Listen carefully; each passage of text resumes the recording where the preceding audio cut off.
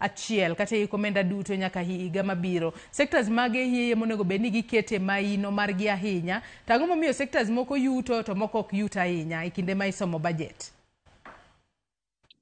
Erokamano ahinya Joyce, gima nyaka wa understand ni budget is not an event. Budget is a process. Ok en gima chakore kawuono to rumo kawuono.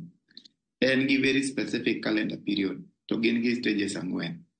Awacho ni budget formulation ka at national level wan gi ministries, departments gi agencies. Magi duto te tero paro margi ma Njuguna dhi consolidate at national treasury.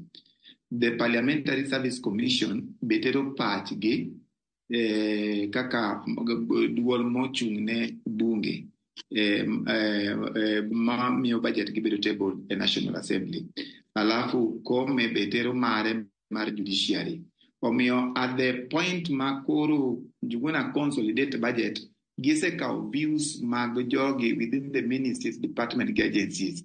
Inyalo neno ni ng'ato is a loser but is not a loser. Maybe nobody allocated more money depending the program mane en go last financial year.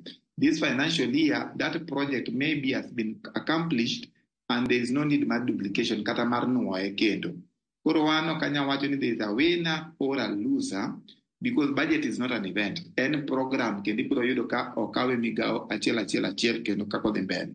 At the point ma koro gini bedo consolidated, gine Njuguna ok wuoye budget mar Parliamentary Service Commission. Macha jobunge kao kendgi oaya kama bedo chiadi gi wetangula to donje bunge kacha. Basto he also doesn't consolidate table budget mar judiciary. Judiciary be kao margi to tere bunge. Alafu marwa mar county ni be he has very little impact on the kitchen no ka kose ai commissioner of revenue allocation to the bunge kacha. Koro the priority areas depend on the economic model ma bottom up transformation agenda mar president nitierego. Ibro yudo ka gimo chano timo 2024-2025 opogore gi modhi timo 2025-2026. Mane